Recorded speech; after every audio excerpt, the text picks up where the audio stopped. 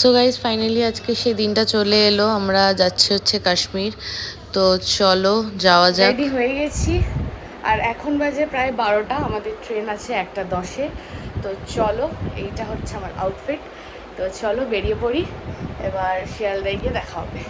ট্রেনে উঠে গেছি আর মাঝখানে ভিডিও করা হয়নি বিকজ প্রচণ্ড তাড়াহুড়ো ছিল আর আমাদের উবেরটা প্রচণ্ড ঢিলেমি করেছে, মানে লোকেশন দিয়েছি যেখানে, সেখান থেকে 14 বার করে ঘুরে ঘুরে তারপরে এসছে। তো যাই হোক চলো, এবার ট্রেনে উঠে গেছি। এবার আর টাইম হয়েই এসছে ট্রেনটা ছাড়ার, 1টা বাজে আর 10 মিনিট বাকি ট্রেনটা ছাড়তে। চলো, আমাদের লাগেজ সব ঢুকিয়ে দেওয়া হয়েছে ভেতরে, চারিদিকে ঢুকে গেছে লাগেজ। এদিকে প্রচণ্ড খাবার দাবার সব রয়েছে। এই আমাদের সিট একদম গেটের মুখেই পড়েছে, যেটা খুবই বিরক্তিকর। লোকজন 14 বার যাওয়া আসা করবে, তো যাই হোক কিছু করার নেই।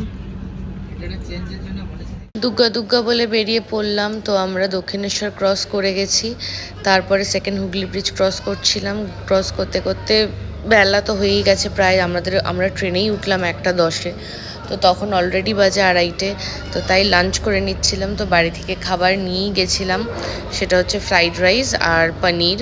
আর রাত্রেবেলার জন্য কিছু ছিল, সেটা চিকেন, পনির, আলুর দম, আরও কী কী সব ছিল। খাবার দাবার হয়ে গেছে খাওয়া। তো এবার খাবারের পরে আমি একটুখানি মিষ্টি দই খেয়ে নিয়েছি, এখানে সবাই বসে গল্প করছি। চলো আজকের দিন এরকমভাবেই কেটে যাবে, দেখা যাক। ভাই সে শুয়ে পড়েছে ওপরে। এখন এখানে খাওয়া দাওয়া চলছে হালকা ফুলকা।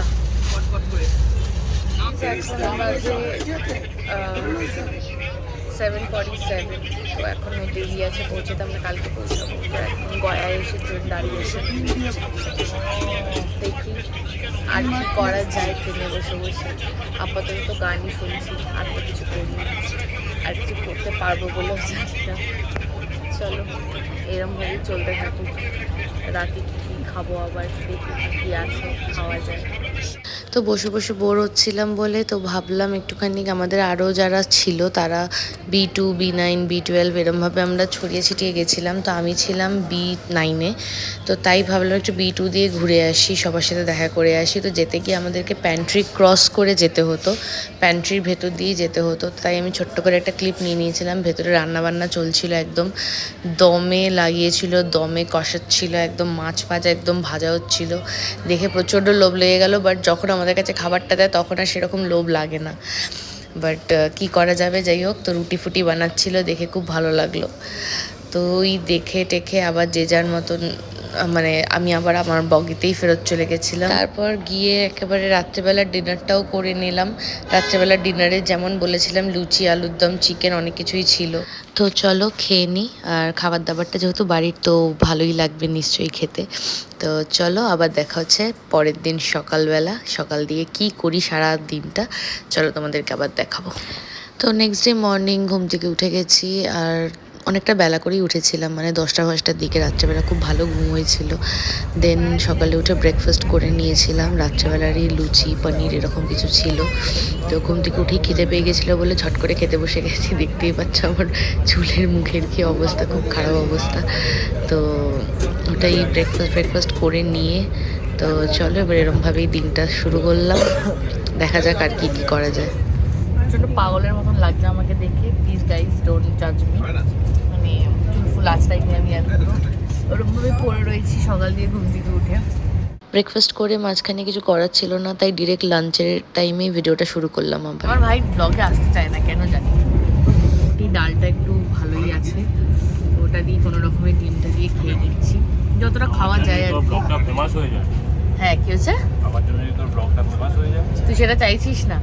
ফেমাস হয়ে গেলে তোকেই তো খাওয়াতে, নিজের জন্য চাই, নিজের জন্য আমার জন্য। ফেমাস হয়ে গেলে তো তোকেই খাওয়াতে নিয়ে যাবো সেই টাকা দিয়ে, গিফট কিনে দেবো সেই টাকা দিয়ে। সবার ফোন এসে যাচ্ছে, আর কিছুক্ষণ পর থেকে আমার ফোন আর চলবে না, বিকজ বন্ধ হয়ে যাবে। আমাকে ওখানে নেবে আবার সিম নিতে হবে। যাই হোক, আমি একটা পেস্ট্রি অর্ডার করেছি জোম্যাটো থেকে। সেটা 3টের সময় যে স্টেশনে আমরা পৌঁছাবো সেই স্টেশনে আমাকে দিতে আসবে। চলো আসলে দেখাবো। আমি একটা কেক অর্ডার করেছিলাম জোম্যাটো থেকে, তোমাদেরকে বললামই। তো এই যে আমার কেক এসে গেছে। চলো এটা খুলে দেখি কিরকম কি এসছে। জানি না কিরকম, নর্মাল একটা দোকান থেকে অর্ডারটা দিয়েছি।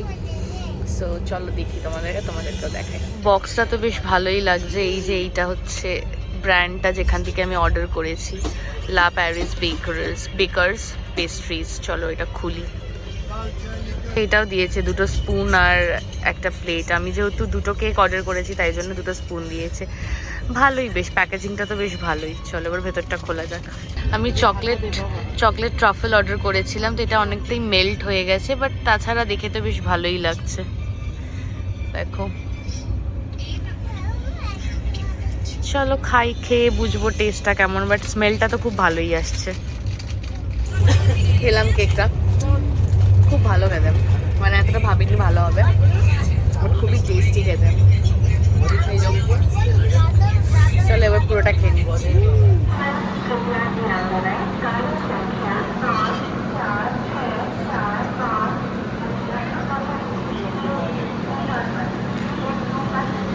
আমরা জাস্ট পৌঁছালাম, এখন বাজে 12:30 জম্মু তাওয়াই।